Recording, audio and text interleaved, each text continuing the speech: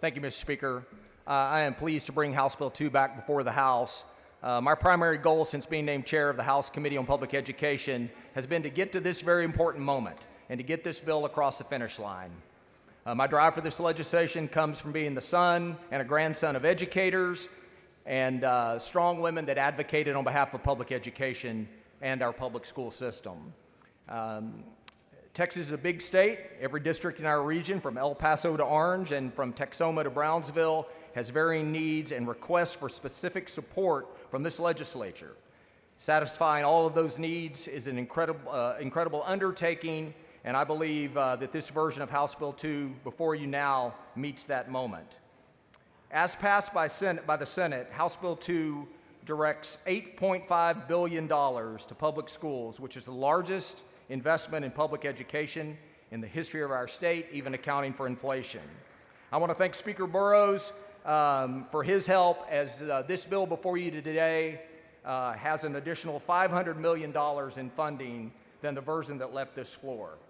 HB 2 directs those dollars by allocating $4.2 billion for teacher compensation through a new teacher retention allotment designed to reflect the value of experience in the teaching profession and offer educators the opportunity to pursue teaching as a career that can support their families.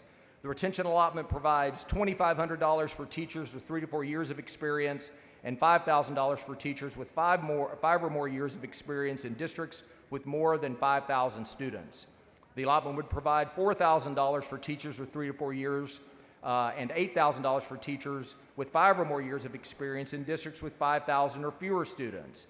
And additionally, House Bill 2 provides $500 million in flexible funding for non-administrative staff pay raises.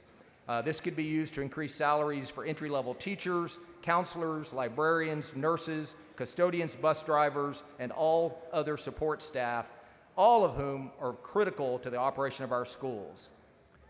House Bill 2 contains $677 million for early learning programs to improve the quality of learning for our youngest students in the most critical years of their education. It includes $430 million in additional school safety funding to double the per student allotment and to more than double the per campus allotment. Members, there's also an $850 million increase for special education, which includes a move to an intensity-based model of funding. It has $200 million in charter facilities funding, $300 million increase in the small and mid-sized school allotment to further support our most rural schools. $153 million for career and technical education to make certain we are encouraging and supporting a skilled Texas workforce. We have $135 million for teacher preparation and certification initiatives with the requirement that all teachers in Foundation B courses be certified by the 2029-2030 school year. HB 2 also redirects funding that would otherwise go towards a future golden penny yield, providing year-to-year funding increase to the basic allotment. Members, HB 2 allocates $1.3 billion for a new allotment known as the allotment for basic costs. The ABC, provided on an enrolled student basis, relieves budget pressures like skyrocketing insurance premiums, TRS costs tied to teacher pay raises, utilities, transportation, and many other challenges that are outside of our school district's control. The ABC will further support the budgetary maintenance of our schools without redirecting funding intended to be used in the classroom. Members, this final piece is a fiscally conservative bipartisan response to points this body raised on the committee dais and on the floor. The most recurring request we heard from our schools was to increase the basic allotment. By allocating this dedicated funding to address rising costs in the operations of districts, we can ensure that, that more of our basic allotment dollars stay in the classroom where they belong. Members, I want to thank Vice Chairman Bernal, Chairman Ashby, and other members of the committee for their vigorous efforts to improve this legislation. And I also want to thank Speaker Burrows for his consistent leadership and support on behalf of this body to keep House Bill 2 reflective of the goals of the House. I want to thank Chairman Creighton, members Mr. Speaker. Mr. Talarico, for what purpose? Does the gentleman yield for questions? Gentleman yield for questions? Yes. He yields for questions. Thank you, Chairman Buckley. I appreciate your work on this bill. Yes, sir. I'll be voting for it. As I've said before, I would vote for a $1 increase to Yes, public education, but I do want to talk about the specifics. So in committee, we heard repeated testimony that we would need to raise the basic allotment by nearly $1,400 just to catch our schools up to 2019 funding levels after 6 years of rampant inflation.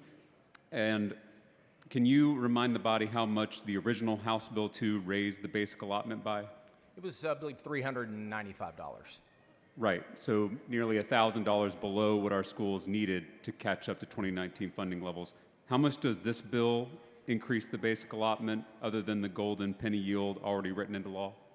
Well, it's a $55 increase in the basic allotment, but the creation of the teacher retention allotment and the creation of the ABC, or the allotment for basic costs, is reflective of to nearly a $400 increase in the basic allotment. So every session I hear about the need to make our school finance formula simpler. So I'm struggling to understand why we're creating a new allotment for basic costs when we already have a basic allotment. Well, because first of all, these are measurable areas of expense that in the future could easily be adjusted for inflation. They are distributed based on enrollment funding. I think meeting the moment of what many districts have talked about. And we heard in committee, district after district was talking about just the basic costs of basically keeping the lights on and keeping diesel in the buses. And the ABC provides enrollment-based funding to meet that, to meet those challenges districts are facing. So if this new allotment for basic costs is covering what the basic allotment covers, why wouldn't we just use the existing basic allotment? Well, because I think what happens is this directs those dollars to the specific costs that are impacting our districts, that actually creates more space in the basic allotment to go into Tier 1 funding, which is that key piece of educating our kids. It also, with the teacher retention allotment, it is a some certain pay raise for our teachers. Isn't it true that the money flowing through this new allotment for basic costs like utilities, food, transportation is lower than the basic allotment increase included in the House's original version of this bill? I would say when you look at that, if you applied it and what those dollars would do in simple basic allotment increases, you're looking at it being on par with what left the floor. Is it not true that our House bill provided a $395 increase to the basic allotment, and this bill provides a $106 allotment? By my math, that's $289 less for every student. You know, you have to take into account the teacher pay raise component, which is historic for our Texas teachers, a guaranteed pay raise for public school teachers that is really unprecedented. Not really, it is unprecedented in this state. And these teacher pay raises don't go to every teacher in Texas, is that correct? Yeah, what we're doing, as we did in House Bill 2, is that we understand that we need to keep teachers in the classroom. So we're targeting 3 years and 5 years and increasing the slope of the pay scale so that teachers will stay in the classroom and they can expect greater compensation. So if we had a $24 billion budget surplus this session, why couldn't we provide a pay raise for every Texas teacher? Well, we do have an allotment, a separate allotment that can be used for pay raises. That's a local decision.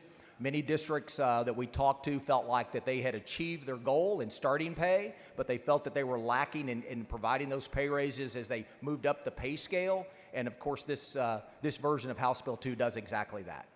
When is the last time the legislature passed a comprehensive school finance bill?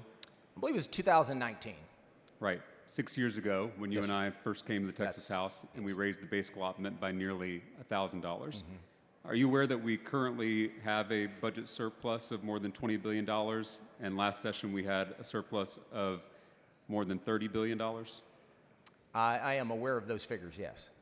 So I'm trying to understand, is there a reason why for 6 years we have been unable or unwilling to provide the real funding needed to stop school closures, stop program cuts, and stop teacher layoffs? Well, I think what you see here in this version of House Bill 2 is directed dollars for the basic costs of running our schools and then paying our teachers to keep the best teachers in the classroom.